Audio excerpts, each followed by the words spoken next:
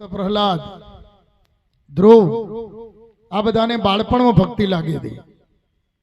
અટાણે આપણને અવળી વ્યાખ્યા બંધાણી છે કે ઘડપણમાં ગોવિંદના ગુણ ગાહું.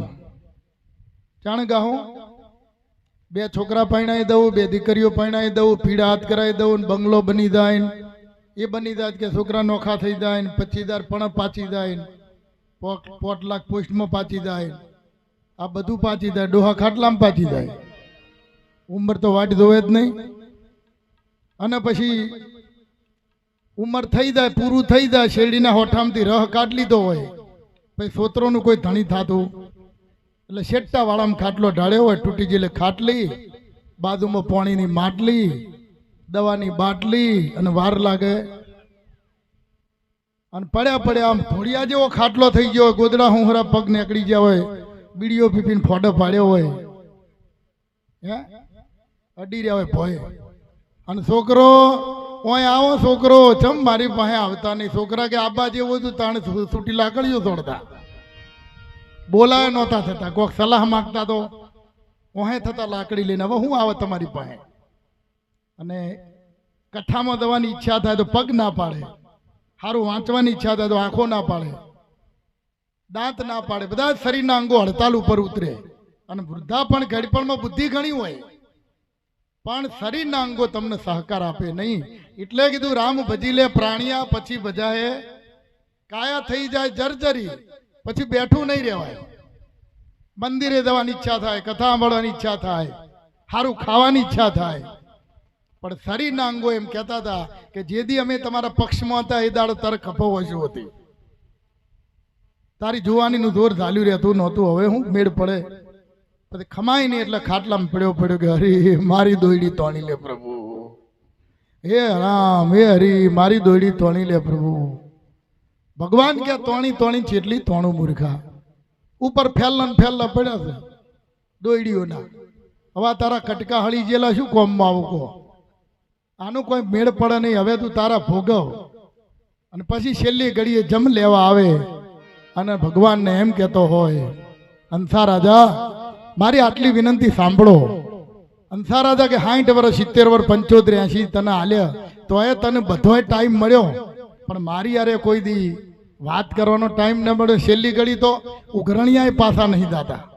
અને અંસા રાજાને કહે છે, એ હંસા રાજા, એ હંસા રાજા, એ રહીદા આજની રાત રે હંસા રાજા.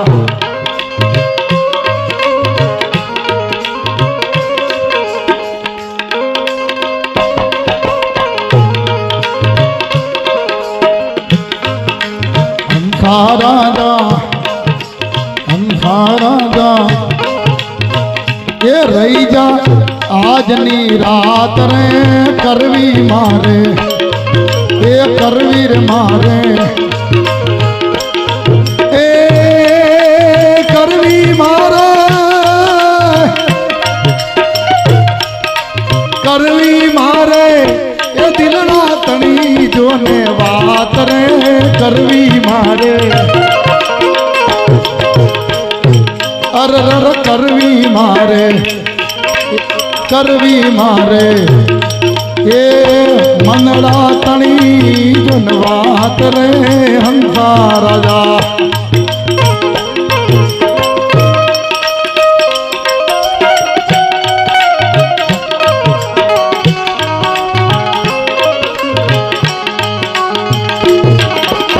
અને હંસો રાજો કહે છે હવે મેળ નહીં પડે એટલે આપણે મોટી મોટી ઓફિસોમાં, કલેક્ટર ઓફિસમાં ઓળખાણ કાઢીએ ને કે સાહેબ આવું શું કરો, આપણે તો ભેગું ભણતા.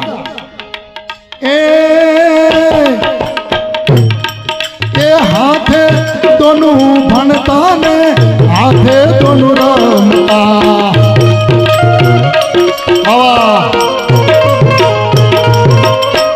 હાથે દોનું એ ભણતા, હાથે દોનું રમતા ને હાથે દોનું,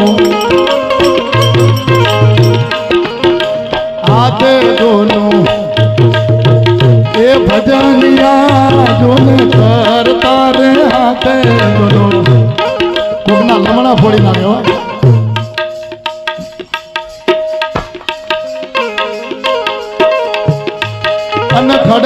તારા અને ઉંમર થાય જોત જોતામાં બાળપણ થતું રહ્યું, કડપણ આવી ગયું, યુવાનિયા થતી રહી અને ઘડપણ ઘોડે ચડીને આવ્યું. એ ઘડપણ એ ઘોડે ચડીને ઘરે આવ્યા રે.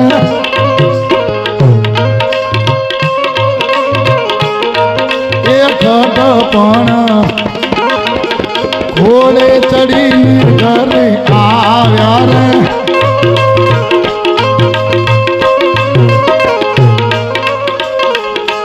અને બુઢા પાયે ધોળા નિશાન દેખાયા રે.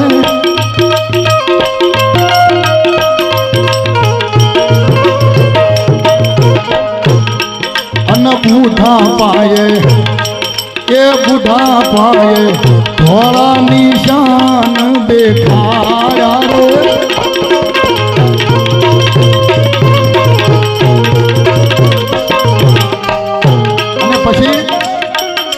કાને તારા દેવાઈ ગયા અલી ઘડના તારા રે. કાને તારા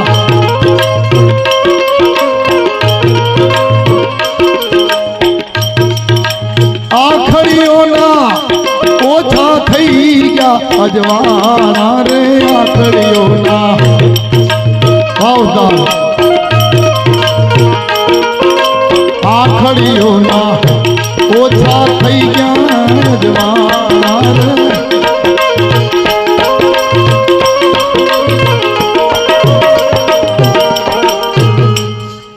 આપણે દિવાળીનો ડાયરીનો ડટ્ટો લેવા દઈએ દુકાને, તમે બધાએ એ ડાયરીનો ડટ્ટો દુકાનમાં કેવો હોય ખબર? ટાઈટ હોય એકદમ, કહો કહો, અને પહેલું પત્તું ડેકોરેશનનું હોય. પછી ડટ્ટાને ખબર નહીં દુકાનમાંથી એટલી ઘડી તું અમારા હાથમાં પડે ભાઈ તારી વાત હવારે. અને મોણસના હાથમાં પડે એટલે પહેલું પત્તું તૂટી જાય. પહેલું બીજું ત્રીજું કારતક માક્ષર પો માન પાગણ. અને જ્યારે નવરાત્રી આવે ને ત્યારે હરિયો ઊંચો થાય. પછી પેલો પત્તા ઓછા થઈ દે એટલે હરિયો ઊંચો થાય ને પછી ઓમમ થાય હરિયો. એમાં દિવાળી આવે ને ત્યારે 2-4 લટડી રહ્યા હોય ગડપણમાં, અને પછી હરિયો ઓમમ થાય એટલે ગડપણમાં પગ શું થાય ખબર છે? અરે ડગલા તારા રમે છે એકી ને બેકી રે. ડગલા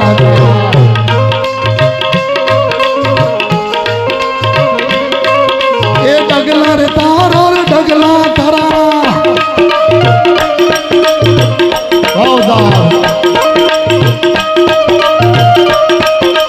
ડગમગ ડગમગ.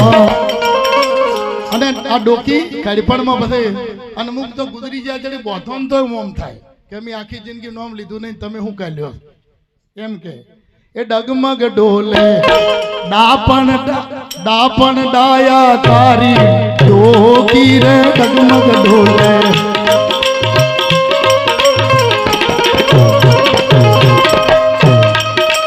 ડગમગ ડોલે એ ડગમગ ડોલે.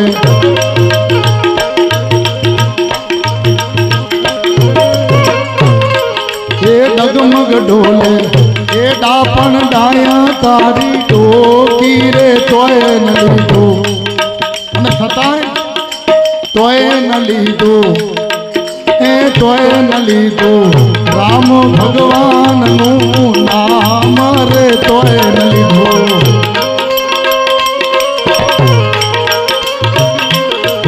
એ ઘડપણ એ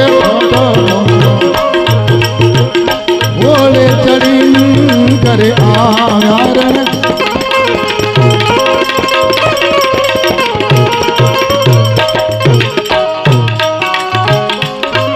એ બુઢા પાયે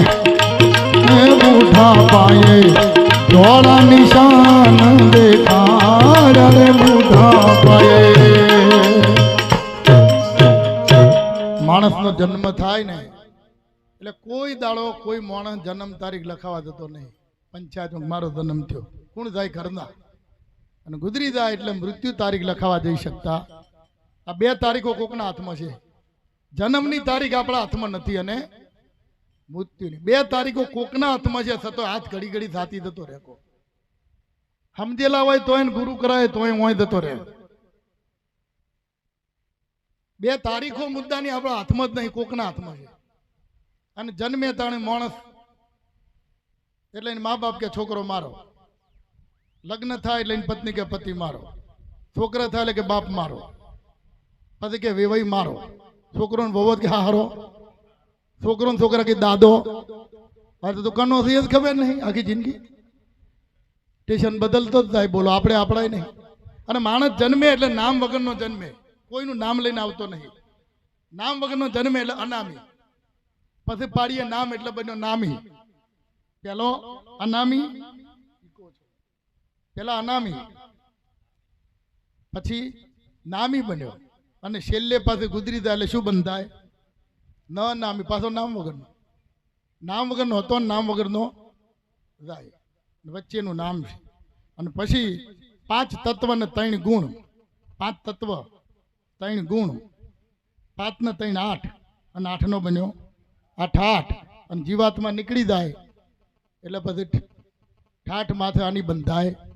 ઠાઠ આ શબ્દ એ માટે છે. આંખના પલકારા જેવું જ. તો તમને લાગે આપણે બેઠા છીએ પણ ખબર નથી. પાનભાઈ જો ભણ્યા નતા, સબરી નહોતી ભણી, શૂન્ય મીરા નથી ભણી કોલેજ, એક નિશાનનું પગથિયું નહોતા ભણ્યા, તો તમે હું બધાય ભગવાનના ગુણ ગાવા બેઠા. આપણને 5મી પેઢી આપણા દાદાનું નામ નહીં આવડતું કહો તો આપણે નરસિંહ મહેતા ને મીરાનંદ, સબરીનંદ, રવિદાસ ખીમ સાહેબ, ભાણ સાહેબ, ત્રિકમ સાહેબ, સંતોને યાદ કેમ કરીએ? એની પાસે શું મૂડી હતી? કોઈ હતું? છતાંય કેમ યાદ કરીએ? એની પાસે રામ નામ હરિનામની મૂડી હતી. એને યાદ આપણે કરીએ છીએ, એના નામને યાદ કરીએ છીએ, એની પાસે મૂડી હતી. અને આ ટેન્શનની અંદર તમે વિચાર કરો કે હું તો કહું હાવ નાનું ગામ પર આટલા લોકો શાંતિથી બેઠા છે. અગર બહુ કઠિન છે આ. અત્યારે કલયુગમાં ભગવાનનું નામ લેવું એટલે મન સ્થિર રહેવું નહીં. ગાયના શિંગડાની અણી ઉપર રાયડાનો એક દાણો મૂકો તો બલતા કેટલી ઘડી રહે? એક ઘડી રહે. એટલી ઘડી તો ભગવાનનું નામ લેવાય ને. તો જીતના તાલ્લા ગગન મેં ઇતના શત્રુ ભલે હોય, કૃપા હોય મારા નાથની તો બાલ વાંકો ન હોય. એટલી ઘડી આ કળિયુગમાં એમ કે તમે નામ લ્યો ને, એક ઘડી આધી મેં પુનિયાદ, તુલસી સંગત સંત કી કટે કોટી અપરાધ. એટલી ઘડી તો લેવાય તોય કામનું છે, પણ માણસ એટલી ઘડી બેસી શકતો. હું તો કહું આપણા ઘરમાં બૈરા હોય, પત્ની હોય, મા હોય, દીકરી હોય, આખા ઘરને ખવડાવે, આખા ઘરને. પણ જો સુધી પોતે ન ખાય ત્યાં સુધી એની ભૂખ થાય. પોતે ખાવું જ પડે. એમ ભજન તમે તમારું ખાનગી ભજન નહીં કરવાનું. તો જગતને રાજી કરેલું ઠીક છે, પણ પોતાના ખાતા માટે પોતાનું ભજન હોવું જ જોઈએ. જેને જે ગુરુ મહારાજ વાલા હોય, જેને જે ઈષ્ટદેવ વાલો હોય, બીજું દાડે પોખડે પકડવાની જરૂર નહીં. આ તો સમજાવીને કૂટા. એક ગામમાં દેવ હતું, એટલે એ દેવના લોકો ખીચડી ચડાવતા. એટલે એક ડોશીમાં ખીચડી લઈને ગયા અને એમાં રૂમાલ ઢોચોતા ભરત ભરેલો, અને વચમાં કર્યું તું ડોકો ઊભો ઓમ દાંતણ જેવું. એટલે પેલી તાજુ છોકરાને પૈણાલી વહુ આવી હતી, એ પેલી ચડાવવા જેલી ખીચડી ઓપડી હોય ને બાજુમાં કીધું કે માજીએ એક ડોકો ઊભો કર્યો છે. માજી લોભણી છે, મારે તો ઘરની ભેંસો છે, એટલે એને 4 ડોકા ઊભા કર્યા. એટલે ત્રીજા દાડે બીજી વહુ આવી કે આપણે ઘરનો વાગાટ ઘણો છે, એને 8 ડોકા ઊભા કર્યા. ડોકા વધતા જાય ખીચડી ઓછી થાચી થઈ. એક સમય એવો આવ્યો ને ખીચડી દેવને બંધ થઈ ગઈ બબલતા, અને ડોકા મંડ્યા સળવા. અને એવું ગોમ ના ભાગ્યું કે દેવનું નામ બદલી નાખ્યું, ડોકા દેવ નામ પાડ્યું. બોલ ડોકા દેવની, તમે તો બોલો મારી હારે. હા એમ. હવે મૂળ વાત શું હતી? ગોમમાં હોય એક વનના ડોશી હતા, એને કોઈક સમજું વહુ આવી ભણેલી, થોડી માપનું ભણેલી. એ કે માજી આ ગોમમાં કે ઘણા દેવ જોયા, આ દેવને ડોકા ચમ ચડે છે કે આ નખો દી ગોમ મારું હોફળતું જ નહીં. કે ડોકા નહીં ચડતા, ખીચડી જ ચડતી હતી.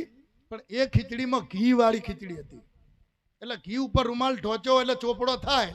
એટલે પેલો ડોકો ઊંચો કર્યો તો રૂમાલ ચોપડો ન થાય એ હાટું એક હોઠીકું ઊભું કર્યું હતું. આ મારી રોઈઓ 4 કર્યા, 8 કર્યા, 10 કર્યા, હમુદી ખીચડી જ બંધ કરી નાખી. બોલો હવે આ શું કરવું? ગાડરીઓ પ્રવાસે સમજ્યા વિનાનું કૂટા કૂટી દીધું દુનિયા. હે સમજીને ભજન કરે, એમને ઊંધા થોડી નહીં પડવાનું. આ કા દેવનું શું થઈ એકે કર્યું કે બીજે કરી દો, તીધે સમજ્યા વિનાનું. એટલે ભજન સદગુરુ કરો તો સમજણ પડે, આ બધો મેળ પડે. આ તો એટલું ટેન્શન છે ને. હમણાં હું એક દાડ બસમાં જતો થોડા વર્ષ પહેલા, હકીકતમાં એટલી બધી ગળદી હતી ને તે વચમાં પેલો હરિયો ઝાલીને ઊભા હતા. ઊભું જ રહેવું પણ નહીં તો કોઈ ચાલે વચ્ચી બરોબર ગળદી થઈ ને ભમા એમાં મારા પગને કોઈ ખણતું હતું. એટલે મીત મારું બેટું મી તો હરિયો ઝાલ્યો છે ને મારા પગને ખણો કોણ?